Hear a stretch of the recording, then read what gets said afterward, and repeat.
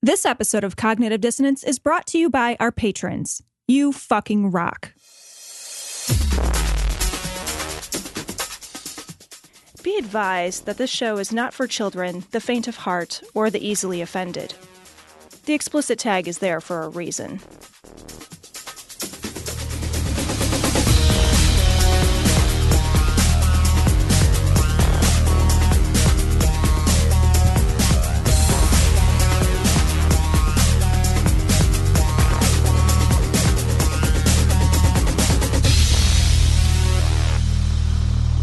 Recording live from Gloryhole Studios in Chicago, this is Cognitive Dissonance. Every episode we blast anyone who gets in our way. We bring critical thinking, skepticism, and irreverence to any topic that makes the news, makes it big, or makes us mad. It's skeptical, it's political, and there is no welcome mat, although we were recently reminded that there are, in fact, welcome mats available for purchase on our website. DissonancePod.com. And you know who reminded us of that? Who did? Who was Cecil. that? It was the inimitable, the one, the only, Bryce. Blakker for Good job. Did I nail that? I think it's pretty close. Let me try again. Bryce Blender for Steranen. No, the first one was better. The first one was closer, I think. The safe Bryce Blanker Fitz. Yeah, it's an Irish name. So, and if you want to go Italian with it, it's bacon, egg, and cheese a bacon. there you go. You know this kid got ripped for that. Right? I know, right? Oh, the best was in third grade. Broke my leg. Oh, it's Bryce broken ankle. That's actually really clever. That's really awesome. clever. Right. I love it. Super So does Bryce Blank&Angle from the Naked Mormonism podcast. Yeah. Thank you so much for coming on the show. Well, thanks for having me in Gloryhole Studios. Hey, you are on your feet. This is more of a kneeling studio. I was gonna say it kind of smells in here. Do you guys you hose it out between guests, or you just go like college style on it? I'm just saying, man, the clubhouse is what the clubhouse is. The clubhouse doesn't change. You just need a douche like me in here to clean it all out. This thing does need a douche, I'll tell you that much. No amount of fucking vinegar and spring water is going to make this thing fresh. You can steam it. We stuck a jet egg in the fucking thing to see what would happen. So you drove out here from where? I drove from Seattle. From Seattle. What the fuck? What? Jesus. 2 straight. When did you leave? I June? I used to be a truck driver, so I've developed, nerves of steel and a chrome-plated bladder, so I can do it. You were like a long haul truck driver? I did a lot of long haul. Or you just had a pickup truck and you just want to sound cool. I felt you like had I a was pickup cool. truck. You had a fucking Mounted Ford air horns Ranger. to it. Yeah. Motherfucker's got a shitty old fucking Ford Ranger. He's like, I'm a truck driver. No big deal. Cut off the exhaust so it sounds like a big ass truck. Yep. No. I'm sorry, I interrupt you because I'm rude. You were a truck driver? Yeah. Well, I did local deliveries, but I spent a lot of time in the cab of a truck, and that's when I started listening to podcasts. I was like, what is this cognitive dissonance? I'll listen to this. And Terrible decision. Man, I love that people am. find us through desperate boredom. Yeah. Right? When it's like, yeah, it was either that or fucking jerk off again in the truck. That's how I got married, Tom. I'm literally banking on that plan. It's my only hope. Yeah. So to answer your question, I'm actually down here for a couple of conferences.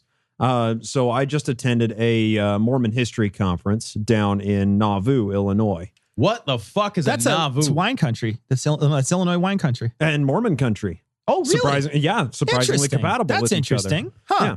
Yeah. I didn't know we had wine country. I live in this state. Yeah. I didn't know we had Nauvoo, wine yeah. country. So that I actually camped out because it's only $5 a night. Seriously, fuck the Mississippi camping right next to it when it's 95 degrees out and 100,000% humidity. That's a very high percentage. That's extreme. That's basically just raining up your ass. So it's across the way from Iowa. Do you have to tie up your food for the corn goblins? Can They come over like trying to wave their bears? little arms. No, they're not that intimidating. I mean, let's be real honest. You have to, here. when you walk, you don't want to surprise them. You have to clang pans together and then scurry back into the corn, scurrying into the corn. You just play Howard Dean's like over and over and over again, and they just scatter. Democrats. Wake up the next day, the half a side of chicken is all picked to bones. Right. And shit. So why was camping next to that was not great? Was it stinky or just the fucking mosquitoes? miserable? Jesus Oh, God, I couldn't Christ! imagine, They yeah. were everywhere. Yeah. So okay, most urban areas have mosquito control districts, but for like rural towns, that's just not a thing apparently. And right on the banks of the Mississippi, it's a fucking swampland. Yeah, Before that's the Mormons got there and drained it, Nauvoo was a swamp. Yeah. And it's still a fucking swamp. Still garbage land. Yeah. Awesome. But yeah, I just finished that Mormon history conference and recorded with a bunch of historians. Watched a bunch of Cecil. Can you take a look? Is his head shrinking? Does he have Zika in front of us? Is that what's happening?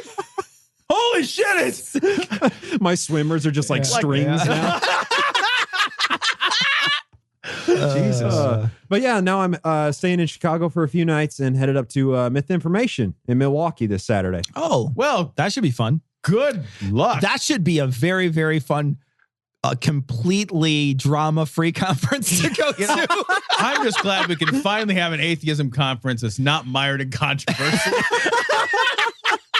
It's like it's always been the little women that caught the vision of giving, beginning with Jesus himself, out of their private means.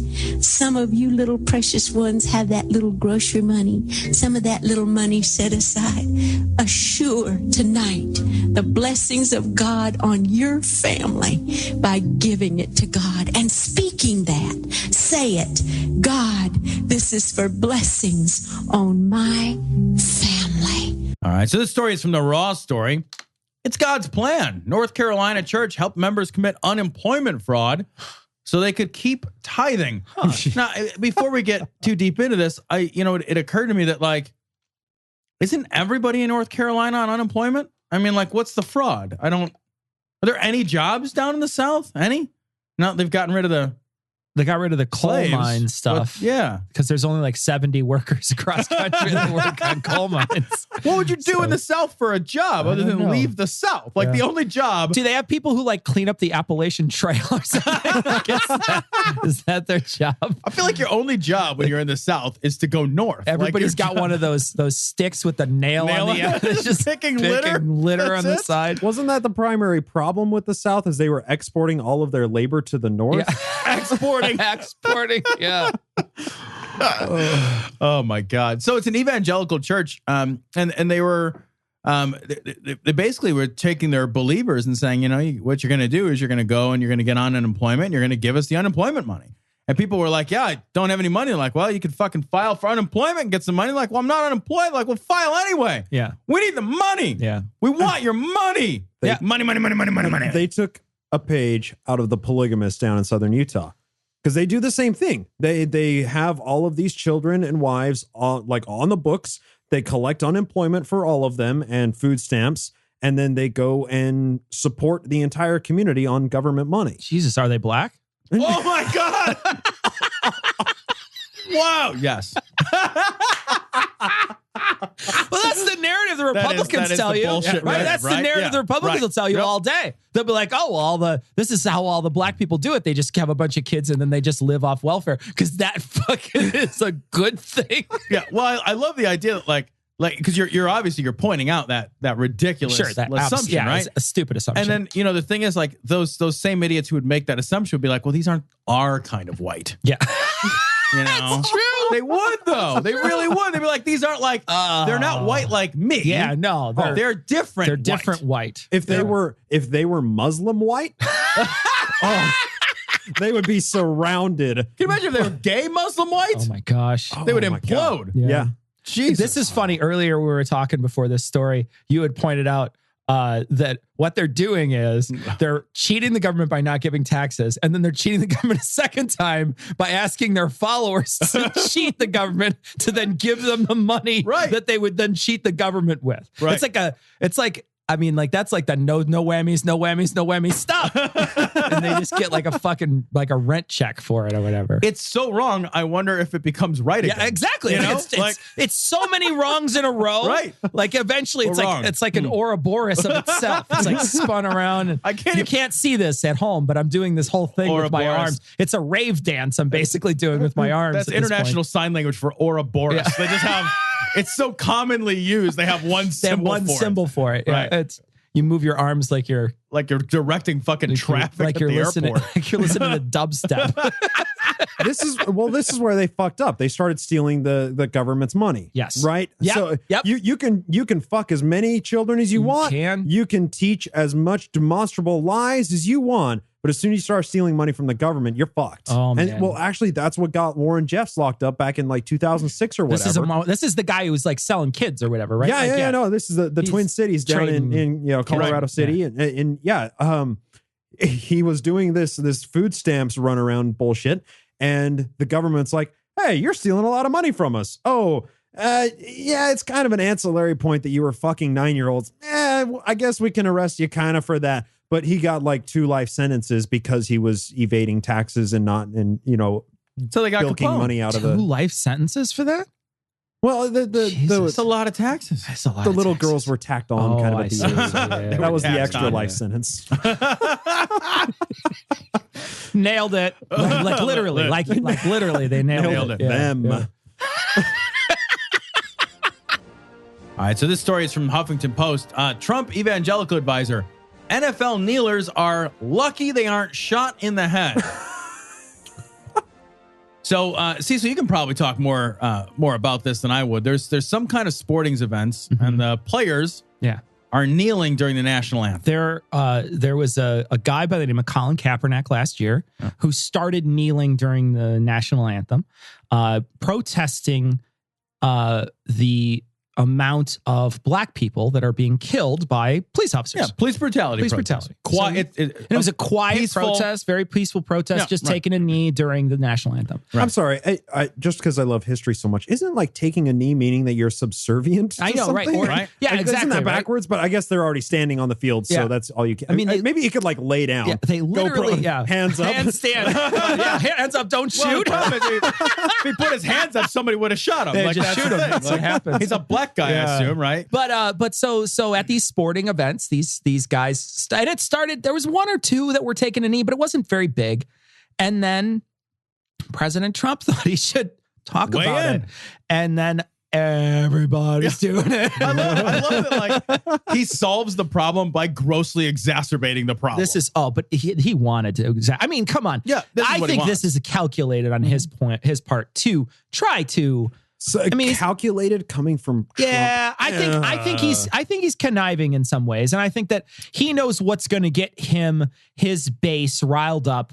He knows these people that are red-blooded American. They're like fucking all the trunk nuts having idiots. Exactly, they are all Yosemite Sam, right? And they're all rootin' tootin' six shooting. I disagree, just because the way that you're saying this is, it sounds like Trump is somehow at the top of this pyramid of stupidity. No, he is a consumer of the information. He gets stupidly riled up about something that's a non-issue, but it just and so then happens, he perpetuates it with his own stupidity. Right, but he just so happens to have the same or very. He might not even have this stance. Right, it may not even be a big deal.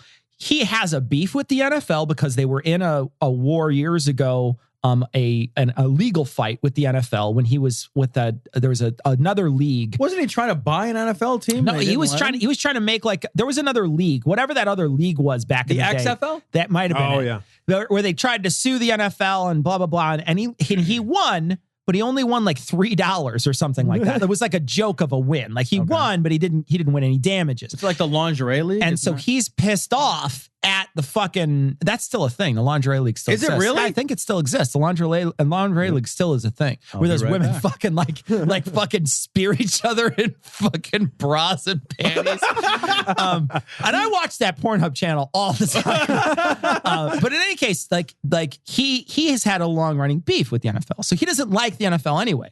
So anything he can do to try to fucking tank them, he's going to do it. He's going to make a controversy. So he's going to point out anything that he can. And And he said this in front of a large crowd, this entire crowd of people that were at a Luther Strange rally. That's where it first came out, right? Was at that Luther Strange rally when he's down there. Is that his name? It's like, every time I say that, it sounds like a superhero. It sounds like a villain. It sounds like a villain, right? It sounds Luther like a super Strange. villain. Yeah, right. Yeah. Well, anyway, Luther Strange, the super villain. So Luther Vandross. That sounds like Is it a super? It is a super villain from Alabama, though. I mean, like when you say that, you're just like I don't know that anything's super in Alabama. I don't think they have a supermarket down there. Got a mediocre villain, but there's not even a super Target. Yeah, exactly. It's fine. It's like, there's not even like a super Kmart down there. But anyway, the guy in charge of the building isn't even the super. He's just I don't know. He's the maintenance guy. They don't even call him the super. But it's one of those things that he said it in front of a bunch of people that he knew was going to agree with it. He knew that all those people down there, how dare you disrespect my flag? Those guys, they're all Yosemite Sam. That's like a whole crowd of Yosemite Sams that he knew he could rile up. And so he said it.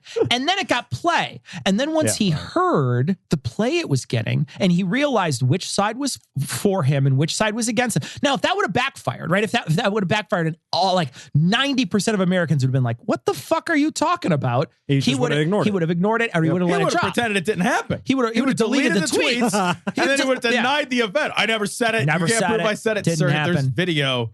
The internet never goes away. It's gone. You don't know. I grabbed its pussy. It ran away. I deleted the internet. But I think what he did was measure it. He measured it. He saw what happened, and he's like, oh, this is exactly who I want to be on my side. This is my base. I'm going to do the thing that I'm going to basically retweet what I said so that my base falls in love with this idea. Yeah. But I the only thing is the way you're saying this, it sounds so calculated. I think there's a very I think prove to me he has a brain. Prove he has a brain right now. Other than the stem, I'll concede the stem. I think he's like a chicken. He lives in 5-minute increments, right? He does. He does something like this. He only acts reactionary. Waddles. He does have one of those. He does. Right? Like one of those, the vagina on his neck. Yeah, like the rooster thing. That's when he hears a rooster crow, he lays an egg. He's like, "Fuck, what?" But like what he does is reactionary to what he already did. You could scratch but there was no calculation. And he lifts it in the air. He's like, you like bury his head in the ground and draw a line in front of him. You just hypnotize him forever. You pull his feathers in the back of his head to make him happy. Yeah, exactly. Oh, it makes him happy. All right.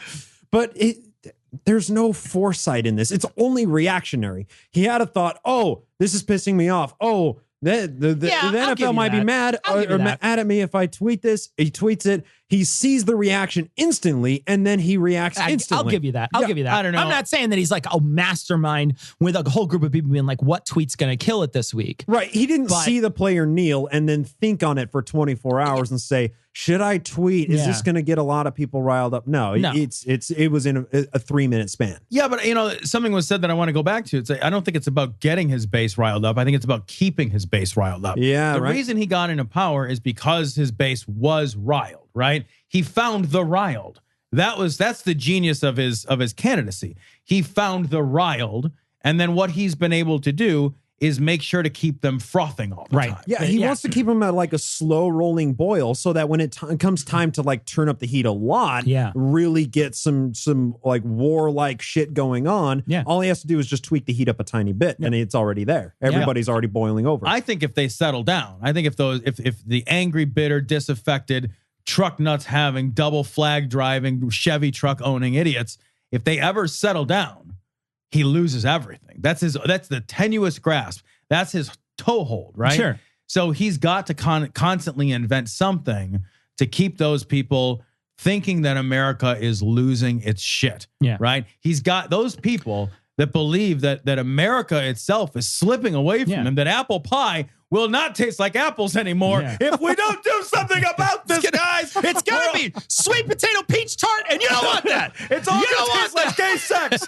Every apple pie is gonna taste like trans women and gay sex, and we don't know what to do. And our bathrooms are overrun by people we don't understand. Like it's like he's got to whip up these bullshit issues. He's got to make America great again. I will fucking come over. That's there the key. Yeah. But you're but right. it's true. It's true. Yeah, but he has to sell you that America's not. He's got to tell you all the time that America's not great. Right. And what I'm doing is making it great again. Right. He's constantly marketing this to the entire crew. One of the things that's said in this article, and this is about that we started talking about an article, the article that the Evangelical Adviser says that kneelers are lucky they aren't shot in the head. I want to read that. Ladies part. and gentlemen, our next president. He says, it is an absolute fact that in many countries of the world, professional athletes would be imprisoned or worse for publicly opposing their national anthem or disrespecting their leaders. Okay, are you saying that's suboptimal? Because it sounds like you're saying that's suboptimal. We shouldn't do that. That's why I was baffled by the story when I read it, because I was like, yes, I agree. Yeah. Comma, that's awful. That's why we don't do that. Right? Yeah. Not like, well, you should appreciate so much that you can do this that you don't do this. Yeah, you should do this. What? You should do this because you'd be forced to do it otherwise? No, that's like extra reason not to do it. That's double compulsory. Yeah. Like compulsory shit, right? Exactly. Yeah, this is like passive-aggressive abuser shit, I'm already forced to eat my mother-in-law's cooking. I will not compliment her. I will never do it. Never. I won't even look her in the eye while I joke it down. It's just like her daughter.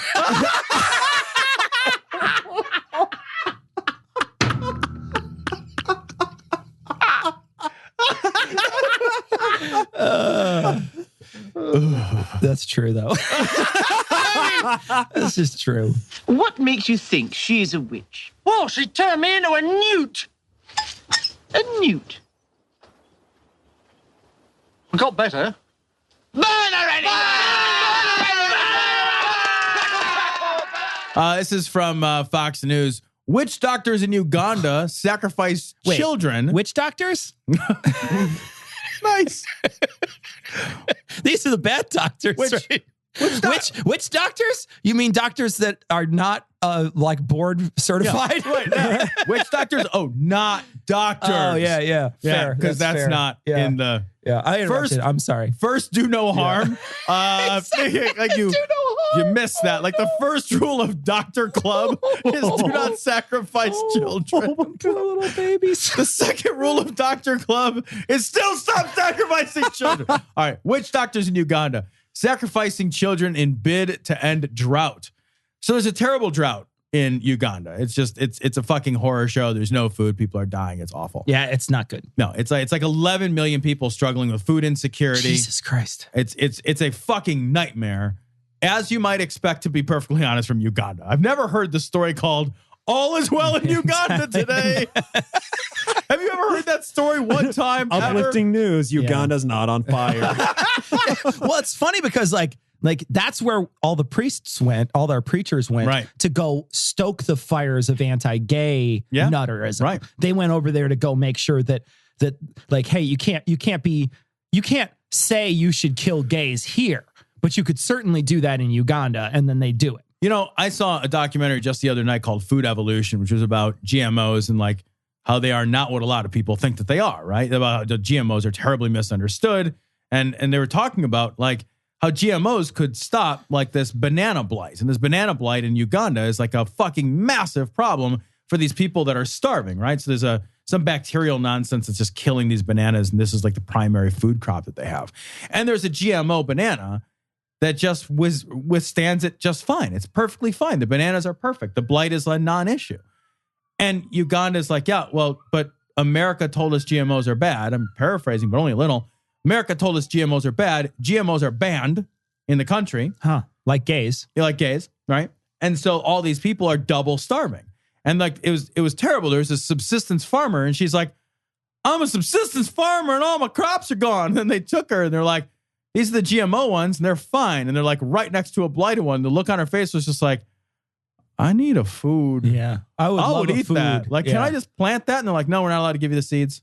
Oh. I can't plant it. You know, so Uganda's fucked. Yeah. It's so amazing that, I'm never going to say, I want to go on vacation to Uganda. Or I want to live in Uganda, right? Says that anyway? No, nobody says that. Nobody ever says that. Take an airplane to Uganda? But no, what you're getting at, just like fucking paddling there. You gotta like fly to a real place and then like drive or however, like elephant or 19-hour bus ride. right? Like, And take a rickshaw pulled by a donkey or some shit. but people go over there and say, hey, GMOs are bad, or hey, gays are evil, or whatever. Somehow, America, this amazing culture that we've built with all of these amazing creature comforts, with this delivery pizza that we had that was fucking delicious just now, we are Chicago-style able to pizza. export the shittiest parts of our country to shittier countries. Yeah, right. Yeah, It's we outsource that shit. It's like, oh, here's the worst of us. You could probably use, I mean, it's like, it's the same reason Paris Hilton traveled the world, right? It's just like the worst, most like useless fucking shit. I want to read one of the first lines in this sentence, or this story. Officials in Uganda say the number of human sacrifices are on the rise. Shouldn't one be on the rise? Shouldn't just one be like, holy fuck, they're shooting through the roof. We had a sacrifice. Like they have like a baseline sacrifice. How's that possible? I saw the same thing. It's like at what point are you like, I'm actually satisfied with the number of human sacrifices that we're at? Like zero. Yeah, this is good. Yeah. This is good. You know, It'd be it's like, not- you know, it's the not too number of much. nuclear wars are on the rise. We had one. We had all nuclear war. We have Yeah. like, we've got like the baby bear right amount. Yeah. You know what I mean? It's not too much. Goldilocks looking around there. She's like, there's way too many sacrifices here. I like my sacrificial altars to be firm. Yeah. This sacrificial altar brought to you by Purple Mattress. Whatever. Oh, they're a Purple sponsor now. The only mattress made of skulls. Of children. Why is it, you know, I always think it's interesting that like, they're always like, yeah, you know what we need to do to stop this drought? Sacrifice people smaller and weaker than me. Yeah. Nobody's like, oh, you know what God wants?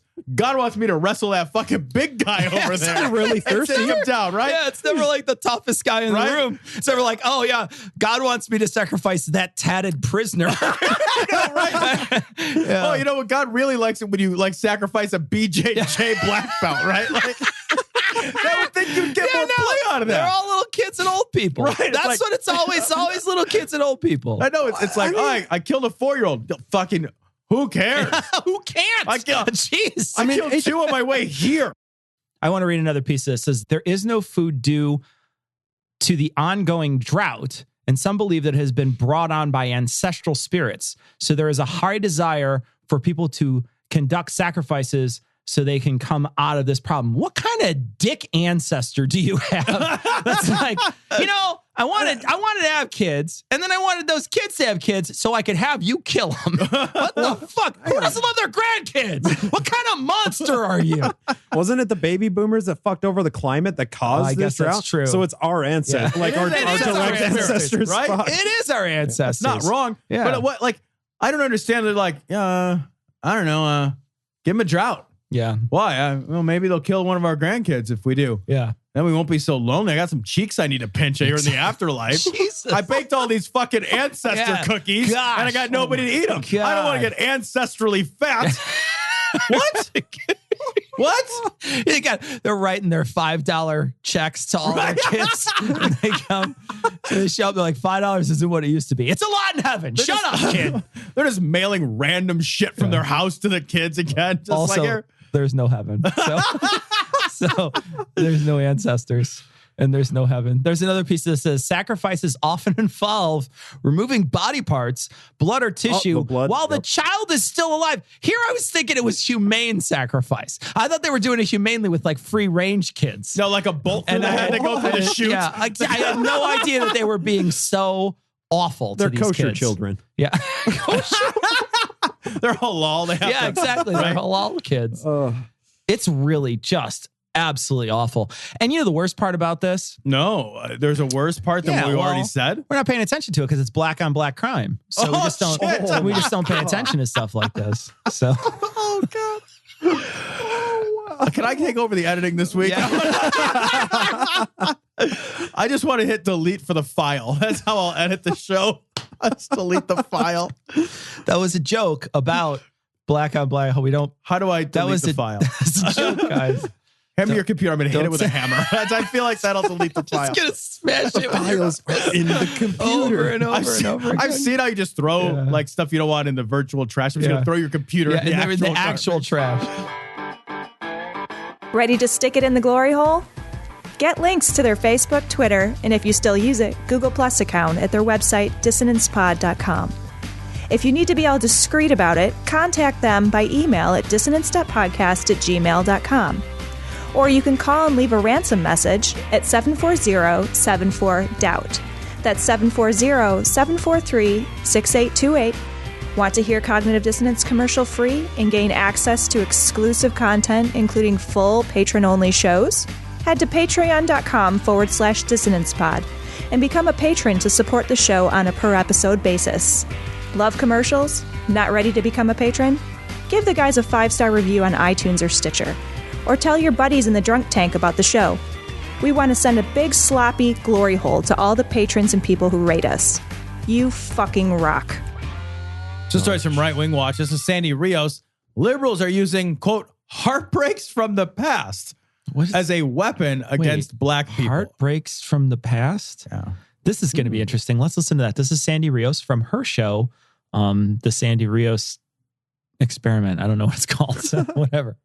Look, I don't think you can really erase all differences in race. Why would you want to? There's something special about each race. There is. Racist. No, there is. There's something special about each race. We oppress all the others. That's what's special about it. Some of them smell better than others. Oh my God. The best. Oh I like to touch some of the race's hair. You know, like the really dark ones have strong backs. Exactly. And I really like the quirky names they give their children. We have become Americans sharing the same home. We are the same family, American family. Unless you're Mexican. Unless you're Mexican, then get the fuck out of my country. Or unless you're Puerto Rican, then enjoy destruction. Right. Then you're already in our country, but we just don't care. We just don't care anymore. When you get devastated. Yeah. Enjoy destruction. And your country is an apocalypse. Yeah, exactly. Right? Like you were saying before the show. It's basically the fucking Walking Dead down it is the Walking Dead down there. Have you been following anything going on with Puerto Rico? You've seen the devastation down there? And it's total. No matter what we're trying to do, it's not enough. Right. People are like, the NPR was reporting from down there, and they're like, just people sleeping on the concrete of the airport trying to be evacuated right now. Yeah. And they're sending cruise ships. Like, we knew this shit was going to happen. We knew that the hurricane was going to devastate, and we still, no matter what we could do, it wasn't enough. Well, you know, we talked about this before, and our priorities are fucked, right? Our priorities are totally fucked. We spend a fucking $1 zillion on defense, and our defense is mostly offense. Our defense is, you know, here's a bunch of missiles and tanks and troops that are going to show up and kill a bunch of people, right? And it seems to me that we would be so much better served if there was some similar system to the armed forces that was designed specifically as a civil defense force that invested the same kind of time and energy and money that you could volunteer for and work for, just like you could for the Army, that was a force designed to go into areas that were devastated by these natural disasters and fucking fix it. Just fix it. You could sign up, you know, if you wanted to do something for your country, but you didn't want to pick up a gun and shoot brown people. The other thing you could do is pick up a fucking shovel and go down, and you don't have to join some, you know, a private charitable organization to do it. You don't have to hope that the Peace Corps takes you on, and that, you know what I mean? Like, there should be an American civil defense force which you can join. You know what? And which is funded and has ships and generators and all of that. I have a great idea. Just boom. Yeah. Just came to my head. The Mormons all go away to do this trip. They all go do a service trip. They have a really nice place. They're pretty rich, right? Why don't they do this? Why don't the Mormons do this? Think of the outreach for you guys should do this. You guys should pull your money, get together, and create a force of people to go out in your little ties, your little shirt, and then go out into the world. They do. Do they? Yeah, they show up, and so the Mormons are amazing preppers. The majority of Mormons living in Utah have enough of a supply of food in their basement to last a few weeks usually, which is far and away more than the average American has. Yeah. I'd last a day. Yeah. Oh, yeah, me too. I grocery shop every 6 hours. Yeah. Are you kidding? the Hello, Instacart? You again? But they do the same thing like politicians do as well. So they send the apostles down, give them a shovel and a t-shirt that has the helping hand thing logo on it. Like, yeah, we're doing a helping thing. And it has the apostles meeting with people that are locals. They don't actually do any work, but the Mormons actually put a fair amount of money into the relief fund. Now, when you look at it in a broad scope of things, Bloomberg had an article in 2013 that estimated the wealth of the church to be somewhere around like $30 to $40 billion. And the amount that they devote to that is, it was like 1.25% of their entire income over a 30-year period was devoted to actually helping people. Sure. That is significantly less than a lot of other churches with a lot less means do. Yeah. But they are doing a thing. So I commend them for at least taking notice, even if it's just to get some good PR and be like, yeah, we're down there. We have people with shovels in hands. Here's a Book of Mormon while we're fixing your house. Of course, because that's what it's all about. It's all about getting a book out. Yeah. And I mean, Mormons have a great sense of community, so they do a thing. Yeah. I commend them for that. We need a public sector job. It's interesting. It's an interesting concept. Job. It's an interesting concept to have an army, and then you'd have this other thing that would go out and fight the disaster. And that's a cool idea. Here's an interesting thought too. This could be actually a two-pronged solution. Instead of trying to have the fight over a private healthcare versus a public healthcare system and single payer, why not just set up military hospitals in large population areas that do completely free care? And they're training military surgeons, military doctors, that when a disaster happens, they send a bunch of these people down to impoverished countries to help them out of this. That would make it so people who here are impoverished and need medical care but don't have health insurance and only have Medicaid and they can't get the advanced treatment, they can go to these military hospitals in order to get the care. The doctors get trained, and then when something like this happens, 3 or 4 times a year, you just take a bunch of those doctors and say, we fucking need you in Puerto Rico right now. Get you down there, and they actually help with the relief effort. Yeah, the problem is how are you going to convince Mitch McConnell that this is a good idea? Yeah, right? I know. You know what I mean? Like how do you get... sure, maybe you could get some people on board that want to do this, but what they want is to cut their taxes. That's what they're talking about. Nobody's talking. But this is a military budget line item, and every one of those gets fucking rubber stamped through. No, they don't though, because military budget line items go through unless they're care for soldiers. Yeah, right. Because the VA is grossly underfunded. The medical insurance plan for soldiers is garbage. If you sell it as a training program, oh fuck yeah, that's going straight through. Yeah, I don't know. No, maybe, but I think we need an entirely separate force. We got our force devoted to killing people. We should have a separate force, and we talked about this before the show. A separate force devoted to not killing people, actually helping. Yeah, going on when shit. There's a wildfire, or there's a hurricane, there's an earthquake, there's a tornado. There's urban blight. Like we go and fix all this shit. A well-funded, well-populated force is what we're talking about. Not just a small group. We're talking not Habitat for Humanity. We're talking about lots and lots and lots of people. Right, where research and development money is shat into this thing. And instead of building a fucking Raptor, it builds a new kind of generator that, unfolds in moments, or something that builds homes and, that are quick and stable and that, wells are dug quickly and that the water is sanitized. Like, we have the technology to do this shit, but we spend the money instead on making sure that our fucking bullets pierce tanks and shit. Yeah. It's crazy. All the money sent in the wrong direction. We'd make more money doing this. We'd make a fortune doing this, because hurricanes and disasters are expensive. They cost a ton of money. They take people out of the production. They move people out of the economy. They cost a fortune. We don't fix them. And the sooner you get people back into, you rebuild their economy. Then they can pay taxes again. Yeah, bingo. Yeah. And then you have a country that people want to live in because they have this force, right? Well, look at the reparation efforts that happened to Japan after 1945. The place was completely devastated, war-torn. It had been bombed. Urban centers had been destroyed. And then they had these 2 huge fucking holes in the ground. The rebuilding efforts, the world said, okay, Japan, you can't have a military. Instead, all of the money that the world is giving you to repair, that the United States is giving you to repair, That needs to go to your infrastructure. And now they have one of the best economies. They make some of the best products, and they have some of the best they have vending machines. They have amazing vending. Yeah. Yes. Panties. Oh, and Panties. the robots. The fucking robots are amazing. They make incredible strides through technology. Japan is far and away one of the best countries in the world, and Just they a can't great have a race. military. Yeah.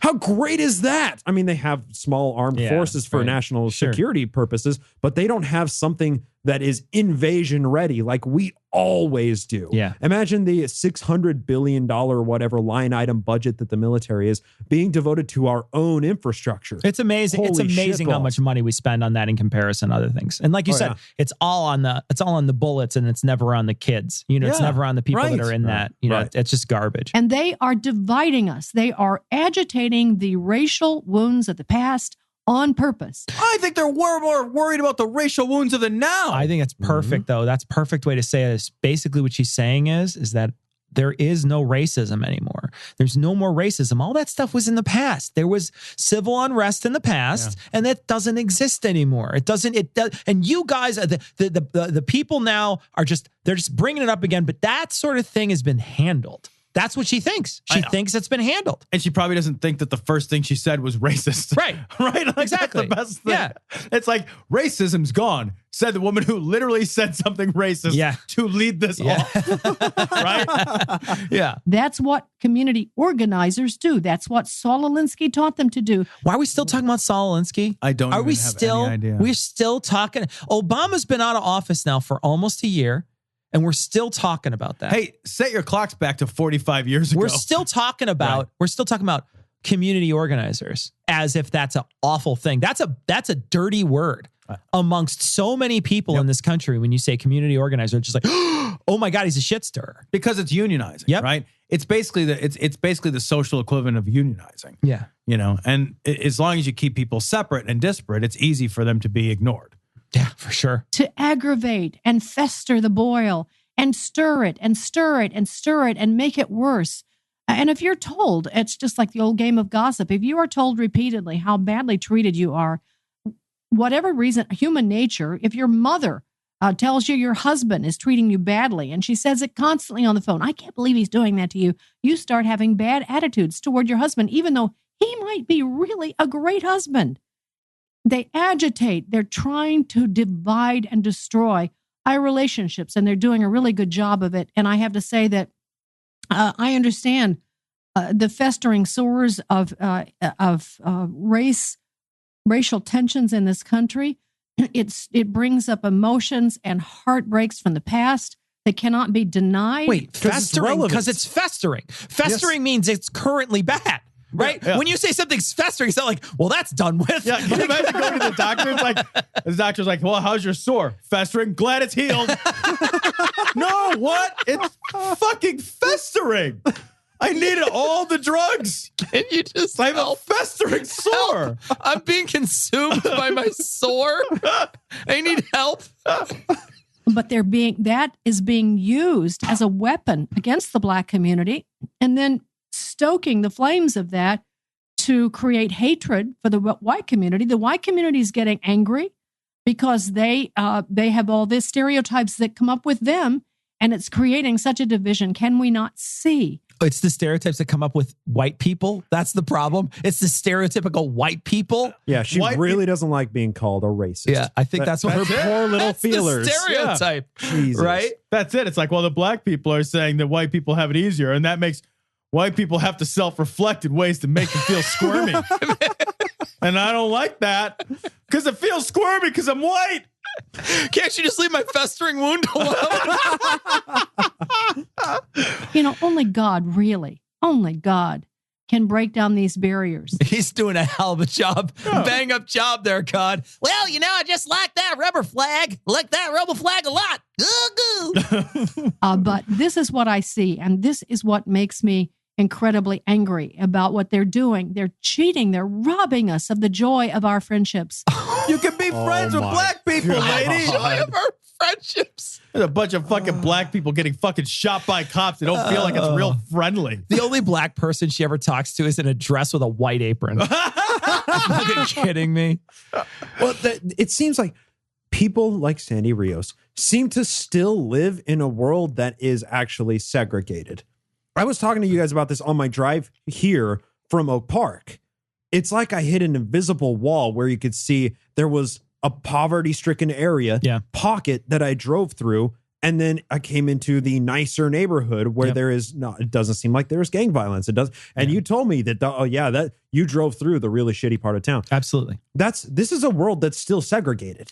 Chicago's deeply There is no Rosa Parks walking into her local Bloomingdale's and protesting and saying, "Hey, can you serve me?" Because the laws don't exist, but the segregation itself still exists in practice. The social aspect of this still exists. You're absolutely right. And it's enshrined in zoning laws and in all these these weird ways that we are not actually saying, "Oh, black people, you can't live here."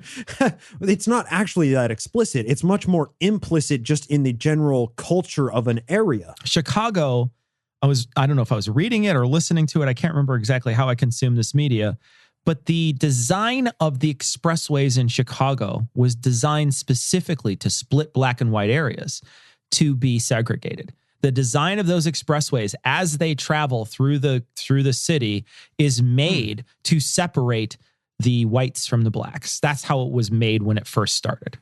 And that's, you look at the time frame of that, when these expressways were put in, and segregation was still a thing.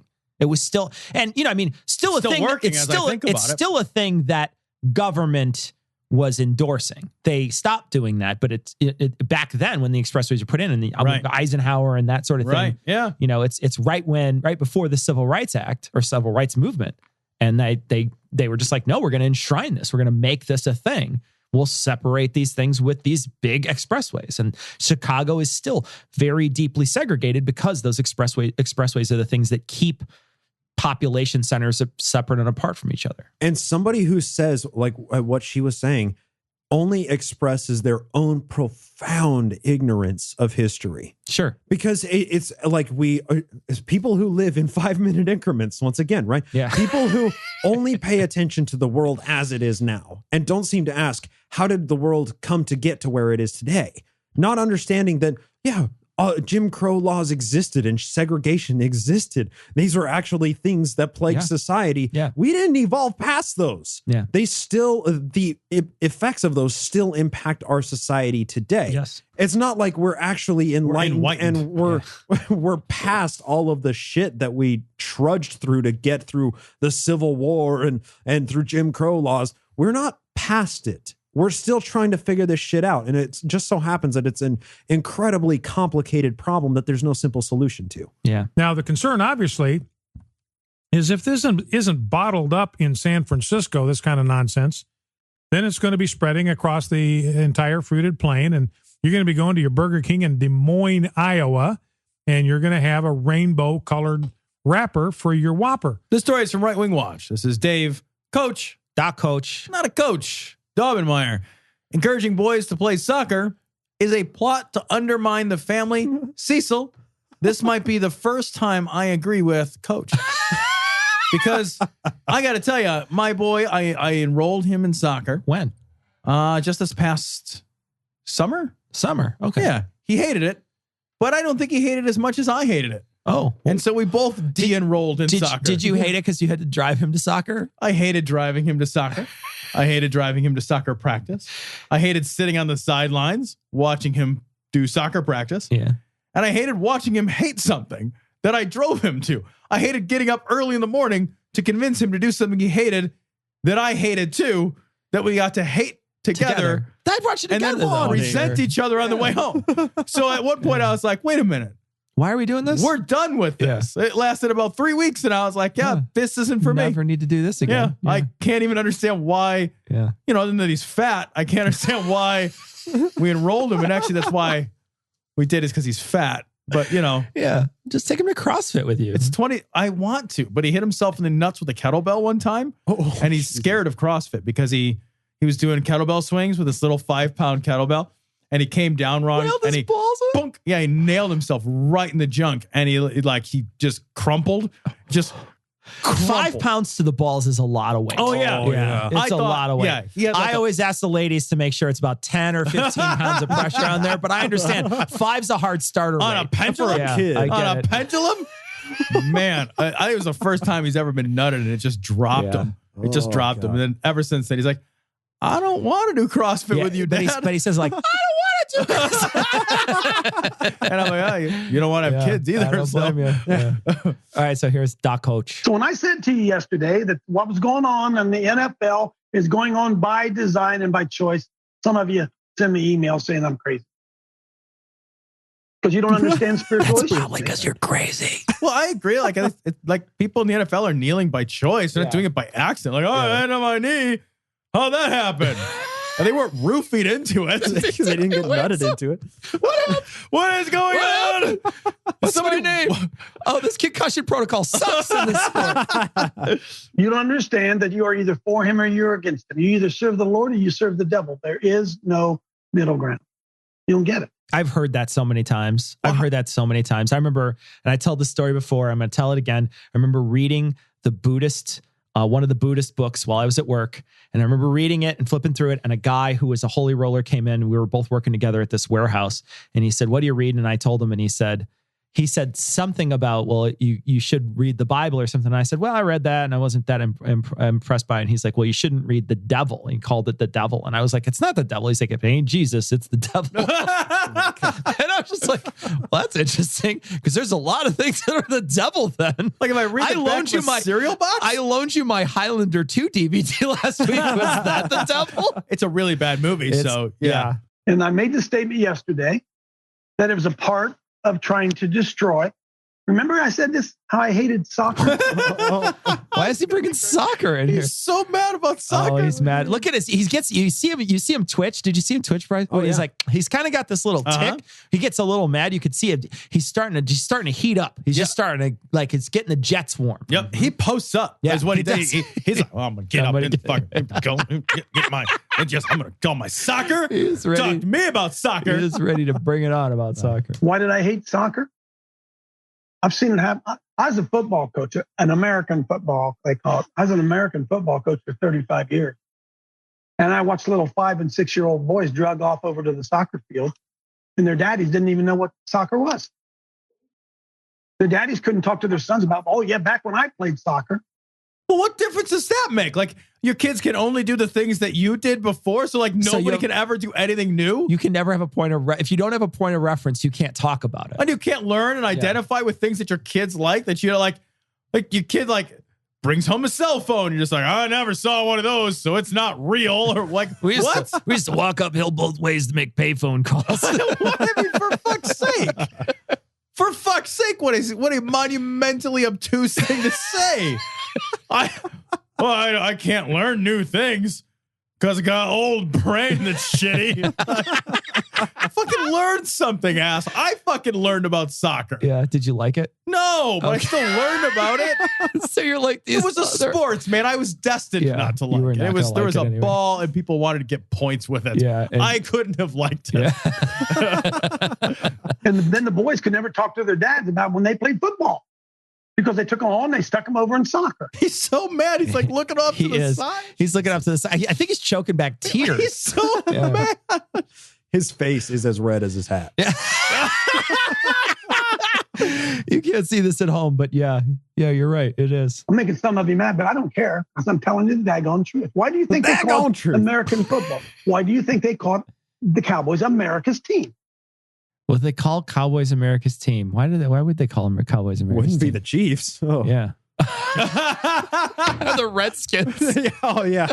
When's the last soccer team? It's America's team. Can anybody, for $1,000 right now, Dale Social will give you $1,000 if somebody can name for me one professional soccer team.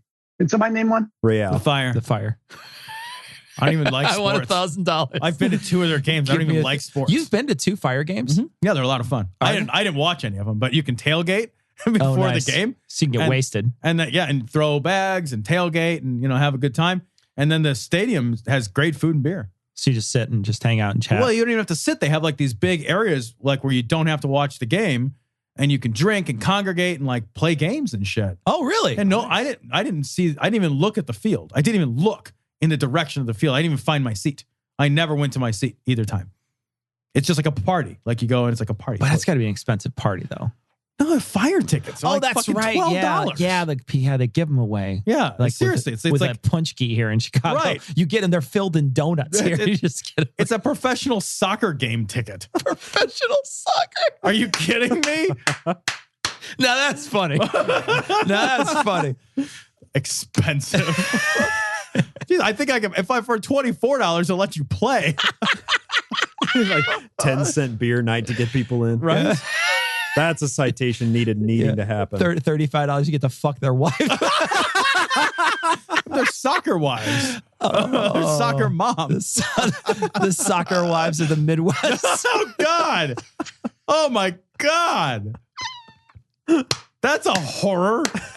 The soccer ex-wives of the Midwest. Did somebody name one? We did. We named was two. Not hard to do Between the three of us. 2/3. You're just I ignorant. can't name one. That's okay. You don't like soccer. That's fine. Fine. I can't name a single radioactive isotope. There is not one. Kidding. There's a lot of things I can't name, right? Yeah. Like one Nobel Prize winner. Alfred Nobel. Yeah. Did I hit? No? Did he give himself? Maybe. Wasn't it Adolf? No. Adolf Nobel. A professional soccer team. And yet we got soccer fields everywhere. Why do we have soccer fields everywhere? Oh, do I have to say it, Lord? Okay, yeah. Because it takes a man to play football. Oh my God. Wait, we have soccer fields everywhere because it takes a man to play football? Yeah, like, so there's less. There's fewer men. There's a lot of men in the United States. But not real men is his claim, right? Oh, I see. Real men run around and get concussion. We're talking about the league with the women, you know, the with lingerie league. The hoo-has squeezables. The squeezables. The squeezables. Look like the Charmin. They're just like walking around. Can I squeeze? Don't squeeze. Don't squeeze. Damn it. I get that all the time. Don't squeeze. Like, what do I do? I'm a little handsy. Little. The Michelin woman. Those are the soccer wives of the Midwest. Yeah. And mommies don't like seeing their little boys get knocked down. So mommies put them into soccer where they get little knee pads. It's just cheaper. Like how much you got to pay for like a kid to play football? Like it's an exorbitant amount of money. I'd much rather buy him like a pair of cleats and a fucking couple like shin guards than the shoulder pads and it's the same thing with hockey. Right. It's like hockey's expensive. Yeah, it's a rich people sport. That's why rich folks play it. And he's about to bitch about like the soccer kids like having knee pads. Like these fucking football players are fucking battle tanks. Yeah. They're in the modern equivalent of a suit of fucking armor. Yeah. And concussions are really expensive in the long run. Yeah, they Turns out brain damage really costs a lot of money. Because you can't add your bank account. You just you're starting to add the numbers up and they just don't come out. And you have to kill your family and commit suicide later. Well, you don't have to, but it's preferred. Recommended. They don't really hurt each other. Although we know that soccer, you can get hurt in soccer. I'm not making light of it. Well, all of a sudden you wake up and I'm a grandpa. And what does grandpa get to do on Saturday morning? Go watch my grandson play football. Oh, no. The penguin. He run around hitting the ball with his head. He's a penguin? That's a seal, dipshit. We don't train penguins to balance balls on their head. He doesn't even know what fucking circus animal he's talking about. I am going to throw a ball at a penguin. Next time I just see him hit it right in the penguin. I want to throw like a 15-pound medicine ball. I want it to be like a carnival game where we're just like balls and penguins, boom! You're just chucking it. Let's see if it'll play billiards. I'll whack him with it. Fucking all. They're all weebles. He got the animal wrong. Why is he mad about this? This is like he's mad because his daughter-in-law isn't, or his son-in-law isn't letting his kid play football, and he's talking about it on his show, and we're talking about him talking about it on his show. Well, I can't relate. Never played soccer. So learn the game, you lazy fuck. No kidding. Learn it. How shitty is that? Take an interest in the things that interest the people you love. How shitty is that? That's you're just lazy. You're fucking intellectually and fucking emotionally lazy. Could you? What a cunt. When I started fencing, my mom went out of her way to come to the places where I was fighting. She would go out of her way to be like, no, I want to go see. I want to go see you fence. And I'd be like, Ma, you got to dress up. Like, it's a weird thing. You got to dress up in these weird outfits. And she'd be like, I don't care. And she made an outfit for herself to come and watch me fight, because she thought it was important not only for me, but it was also important for her to see her son do a thing. Right? Yeah. She wanted and she came to many of the things that I did that I fought. So she would go and be like, okay, he's going to be fighting today. I'm going to go watch him, and I'm going to go watch him fence. And she would go out there and sit all day and just hang out. And I'd come over and talk to her and whatnot. But she would watch me, just like if I was playing t-ball, just like if I was in a high school sport. She always came to the thing, because she always thought that was the thing that she did. She went out of her way to do it. She obviously pays attention and cares. She cared about it. Yeah. She cared about it enough to go out of her way to be there. This guy's like, well, I don't like it, so I'm not gonna fucking. Right. You're just an asshole. Like, you're busting into your kid's room being like, turn that noise down. You know what I mean? Like, that's all this is. It's just a big long turn that noise down rant. This guy's fucking deep as a thimble, right? Yep, exactly. Absolutely no dimension to his personality, no interest in anything other than his two interests, Christianity and football. That's it. But I bet he expects everybody to take an interest in what he's interested in. Bingo. Right? Yep. I bet he expects everybody to listen to him talk about the things that interest him. And like, if you can't reciprocate that, you can't relate to other people. Right. Mm-hmm. What the fuck? It's like super basic shit. And I'll tell you what, if I was married to his daughter and we had a kid, I'd do it just to piss him off so he'd turn this red. I'd be like, you know what? I want him every single fucking get together. I want him to be super mad because it's awesome. We would all show up in soccer uniforms, and I would also accidentally email him video of me fucking his daughter. Yeah. I'd be like, oh, in a soccer uniform. In a soccer uniform, right? I'd fucking cleats in the air. Oh, I didn't mean to send that to you. I'd be like, you said it twice. I'd be like, yeah. Did you get it? You want answers? I think I'm entitled. You want answers? I want the truth. You can't handle the truth. All right, this is also from Right Wing Watch. Those who don't spend all their money on Jim Bakker's food buckets will answer to God. Okay. All right, here we go. Jimmy. Yes. The tasty Panty Deluxe bucket. I have been telling you in my my seminars, that when you empty a bucket of food, trust God to refill it. It's like never the ending. oil or whatever, the spaghetti. Yeah. Yeah, right? Spaghetti. I know, we're just talking about this. The Oh my spaghetti God. that refills itself. Yeah. Dude, this is a great deal. You just buy the one bucket of food. Yeah. You don't even need multiple buckets. God's going to refill it. God refills it every Mormons time. gotta fucking love this guy. Oh, you buy one bucket, I think it's you the other way. survive the apocalypse. Yeah. Why do they want to survive the apocalypse? I don't understand why anybody wants to survive the apocalypse. I wouldn't feed my family other food than the one that God's filling up constantly. To be perfectly honest, I mean, think of how much money you'd save on your fucking bill. You'd be like, okay, guess we're having fucking slop from fucking Jim Bakker again tonight because God filled it last night. Sorry, it tastes like cardboard. Put some salt and pepper on it. Plus, I bet the fucking kids wouldn't bitch about the way that tastes. Be like, how's the food? God made it, you little shit. God made it. No, it's not cut into fucking little slices or peeled or quartered or fucking halved or made into fucking origami animals or whatever you little shits want. God made the food. You eat this fucking God food. Enjoy it, motherfucker. Go and put it away and trust God. Feed the people that are hungry. Except for the ones in Puerto Rico. Those ones we're not feeding. Feed the white ones. We are not feeding the brown ones. You got to ask for your bucket in English. Yeah. Oh, for English, press 1. For any other language, please die.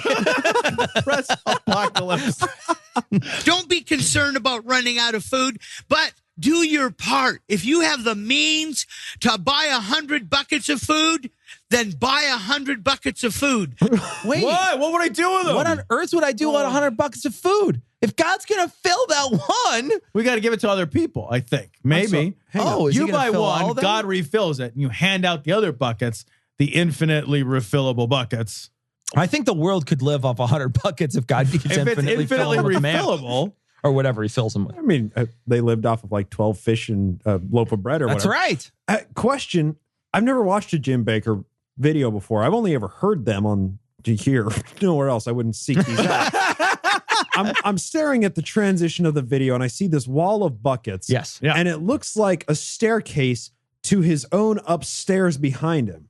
Yeah, it's a set. It's a set piece, Is though, it I think. set? Like the whole thing is a weird set. This isn't it's a his weird living set. room? No, it's a weird set. So the front end of this is all a huge audience that sits around tables, and once in a while they'll crack open one of these baskets and they'll make the food, and then they'll feed the audience with the food. Which makes sense because the audience is so old they can only eat gruel. Yeah. Because they all forgot to bring their It's fucking all teeth to work today. Yeah, no, they might cut away and show you the front, and you get a chance to see the audience sits at like round tables with shitty VFW chairs.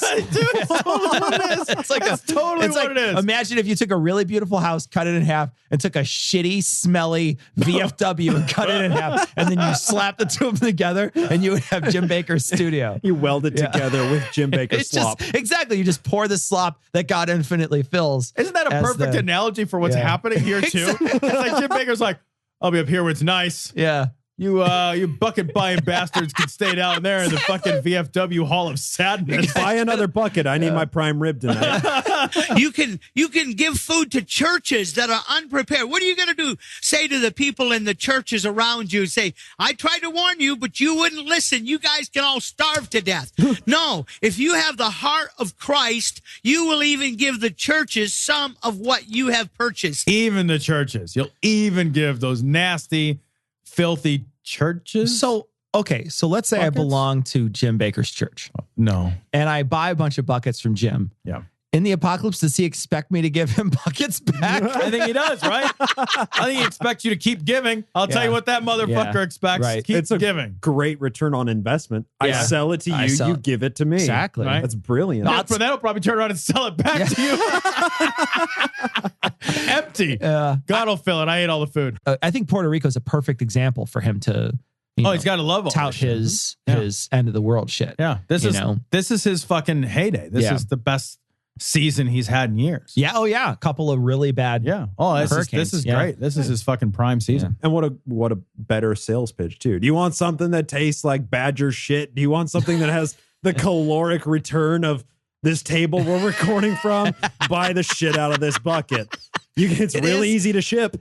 Have you seen the videos of this stuff? Like when they show like the images of it? Oh my gosh. God. When they was doing that Gringo buckets one, when he was talking about the Gringo buckets, and they just like, it's no shit. They just like, it looks like gruel. It's the At worst. one point, they're like stirring it with a big snow shovel and shit. Oh, I'm not even kidding. Yeah. I'm not even kidding. He's got it like in a giant laundry tub, and they're like stirring it with like a garden shovel, Like a power spade. drill with Yeah. a concrete And stirrer he takes on it. this huge shovel and he's like, he puts the tip of it in his fucking mouth. He's like, it's so good.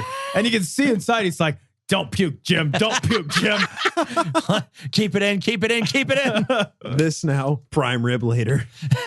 That's right. And I'll tell you, John, if they're millionaires, yes, if you have means, they need to write a check for them. They can get it. We'll get it as cheap as we can get it for your church.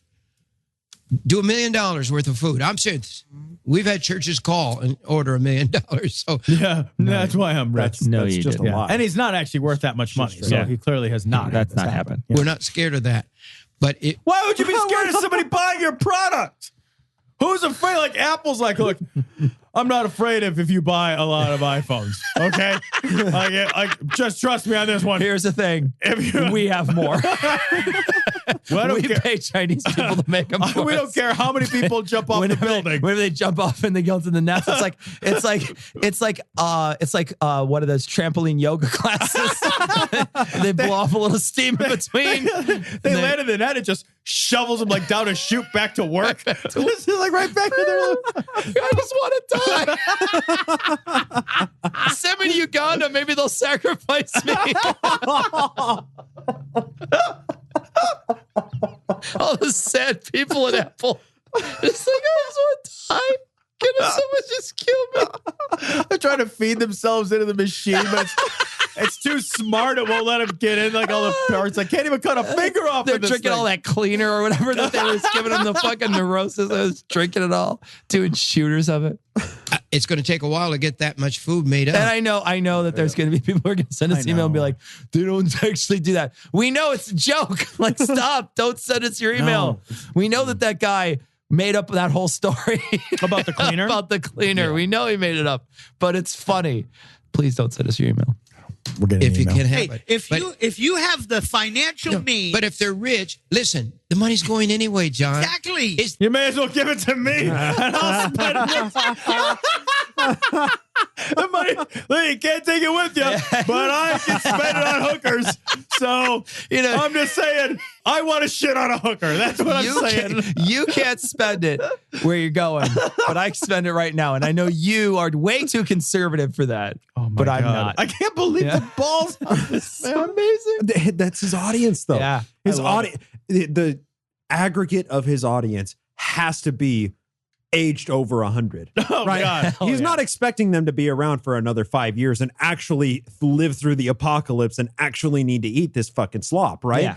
He's expecting, I'm going to get a payout. You're going to will me your estate to send, and so I'll ship $1 million worth of buckets to this church, but you're going to die before I actually have to see that through. So I'm just going to take your fucking money. Well, and even if he does, the markup on these things is incredible. Oh, yeah. Like they talked about the markup on these things just being so through the roof. I mean, it's like he's making it sound like he's selling you a product that's worth something. Yeah, right.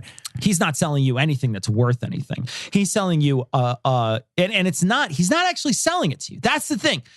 It's a donation. It's a suggested donation. I don't know. It's not a suggested donation. It's like donation, and then just like you get the fucking. Oh, is it like a love gift? Doesn't he call it like a love something gift? Like something that. like But if you look, it'll talk about. That's not what I give as my love gift. It's like tax exempt, right? So it's a donation. He doesn't have to pay taxes on it. Yeah. Hey, thanks for this donation. If you look, it says $3,700 donation plus shipping. Jesus Christ. So it's a donation that he's getting, and then he's giving you the food. It makes him sound like he's selling you food, but he's not selling you food. What he's selling you is his church, right? And they're going to give you the food as a gift for giving $3,700, but it's not even close to worth $3,700. It's the perfect abuse of tax exempt status for churches. Exactly. It's fucking brilliant. I have to give it to him. It's brilliant. I love his tasty pantry deluxe bucket. Time of trouble, 10,472. That's not a time of trouble. Time of trouble is like, oh man, I got a little intestinal distress. It's a time of trouble. If you have to eat 10,000 servings of freeze-dried corn, I don't want to make it through the first 9,000 servings. Well, I went to the math real quick. That's almost $3 a serving. Are you serious? Yeah, it's almost $3 a serving. 3,700, 10,000. It's almost $3 a serving. It's $2.83 a serving. It's not even good economics when you're buying 10,000. And when you're buying 10,000, think of how many fucking ramen noodles you can get for $3,700. Well, they're 10 cents a piece, right? Yeah. Yeah. So 10 times that. Exactly. Yeah. Right. So crazy. Yeah, you can get 37,000. Yeah, right. 37,000 servings instead of 10,000. Now, granted, ramen's not going to be your full fucking No, but I don't think this stuff is either. But but again, that's another thing too, is that they're talking about the vitamins and things like that. Like this is not healthy food. It's not healthy, and it's deeply calorically deficient. They were saying it's like a serving or whatever. The servings, 800 calories. Yeah, so the servings are 800 calories. Yeah.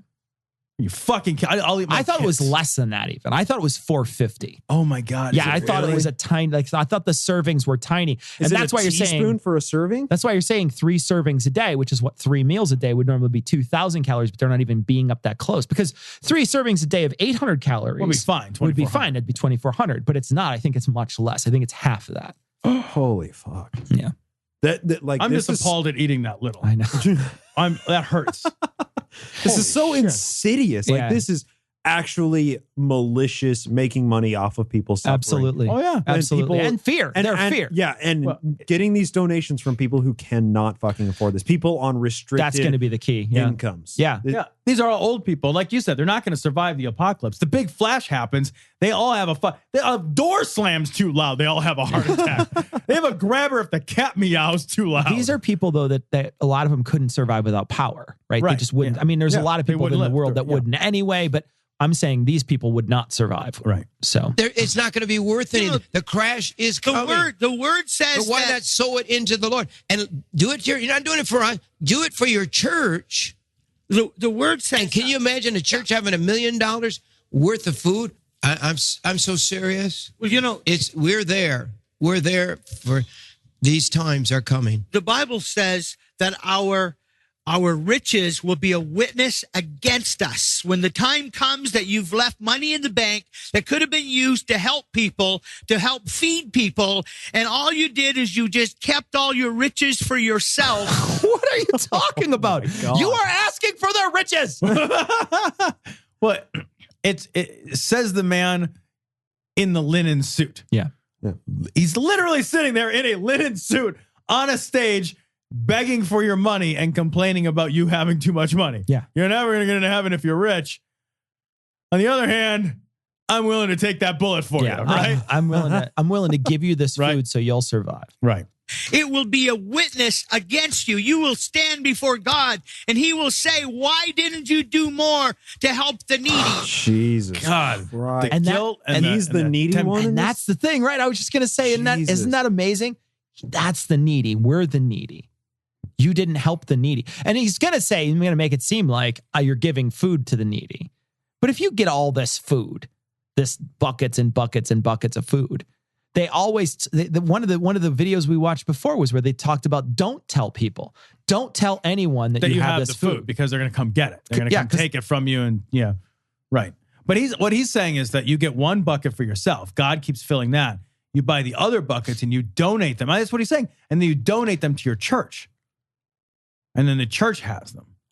That's what he's saying. So you don't even get the food. I thought he was metaphorically No. saying I think that's what he's saying. I think he's saying use your money to help other people. Don't use your money to help you. We should buy one of these buckets and then call him and be like, hey, man, it hasn't filled itself up yet. How long do I have to wait? It's timing. Just How long? buy it, throw the food away, and put a timer in the middle of it. And then be like, Jim, I've been waiting for a while. Well, he'll probably say, I invested all my yearly income into this food. And it's not refilling. I eat the first, to make it the magic one, I eat it right away. It's first in, first out, so.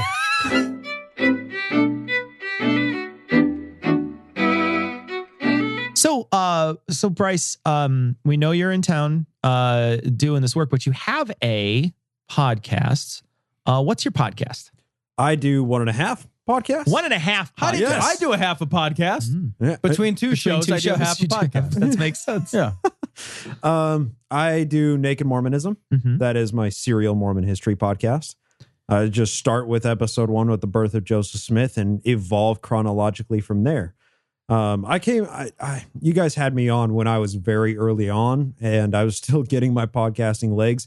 It's developed much more since the 2.5 years since I was not in Gloryhole Studios, but talking to you from Nebraska. Sure. That's gross. Don't talk like that. Yeah, right. Wasn't Indiana at least. Is that better? Is Nebraska better? I don't know. Can you ever say Nebraska's better and fill in the blank? Probably I befor can't. Uganda. Okay. That's fair. Marginally. Marginally, Yeah, okay. Still. Anyway, so I've for the past just over a year now, I've been doing this full time now because it takes so much time dedicated to researching and sifting through the bullshit in Mormon history to actually bring the real history and report it. And I'm learning it as I report it on the podcast. And then the other show I do is My Book of Mormon podcast with Marie Kent. Yeah. Took that over from David Michael. I remember David Michael. Yep. Yeah. And we read through the Doctrine and Covenants, which is just the next iteration of Joseph Smith's Revelations. Oh, so you read it together and then you just talk about it. Yeah, and it's a historical book, basically. Because whenever Joseph Smith had a problem, he was like, "Thus saith the Lord, you go buy a printing press." So all of those revelations are in the Doctrine and Covenants. So we just read through it. We read the names. We give some historical context. We even, for patrons, we review really shitty Mormon movies because everybody's doing that because it's a lot of fun. Yeah, absolutely. They're a dime a dozen. They're fucking everywhere. It's great. But Naked Mormonism, that's kind of what I spend all of my time doing. And that's every Thursday it airs. And it was actually thanks to the support from the patrons that I was able to come out here to Nauvoo and attend this Mormon history conference. Nice. And, kind of get in on the bleeding edge of Mormon history research and see these articles that are being published right now, and learn from the people that are publishing them, and ask them pointed questions, and actually discuss them, what they're presenting in their research. And you have to understand a lot about church history in order to not report terrible shit about church history, not talk about apologetics or anti-Mormon so-called reporting. So Isn't Nauvoo a planet in Star Wars? That's with a B. Kolob. It's with a B. Naboo. Naboo. That's right. Yeah. Yeah. It's where the Princess Amidala is from. Did you meet a princess when you were down there? Felt like a princess. So people are going to find your podcast. Where would they look? iTunes and Stitcher. Don't use iTunes anymore. Apparently, they don't have the entire backlog of podcasts. Oh, okay. I don't know what the deal is with that. But Stitcher or any podcaster app of your choice, that is Naked Mormonism, or you can support on patreon.com/Naked Mormonism, where supporters get a bunch of extra content pretty much every week. Awesome. Cool. Yeah. Thanks for joining us today. Yeah, Guys, Gloryhole Studios. thanks for having me in the Gloryhole. Felt really good in here. Good. A little sweaty, but it's It's a little this warm in the first time Gloryhole. I've been to a glory It's a hole. little warm in the glory It's been hole. a good experience. Grab a towel by the door. Yeah.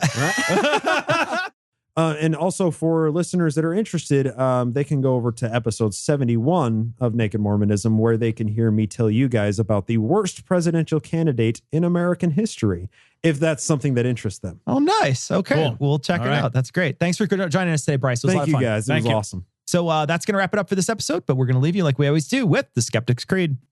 Credulity is not a virtue. It's fortune cookie cutter, mommy issue, hypno Babylon bullshit.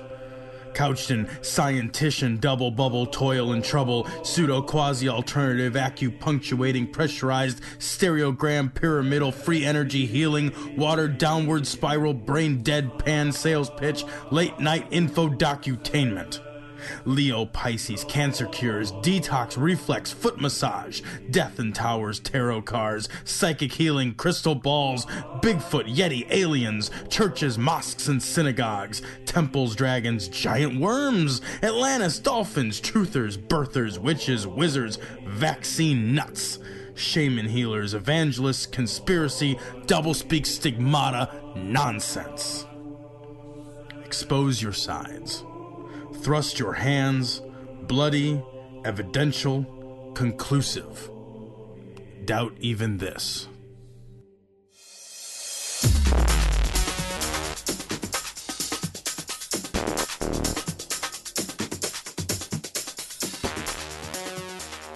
The opinions and information provided on this podcast are intended for entertainment purposes only. All opinions are solely that of Gloryhole Studios, LLC. Cognitive Dissonance makes no representations as to accuracy, completeness, currentness, suitability, or validity of any information, and will not be liable for any errors, damages, or butthurt arising from consumption. All information is provided on an as-is basis. No refunds. Produced in association with the local Dairy Council and viewers like you.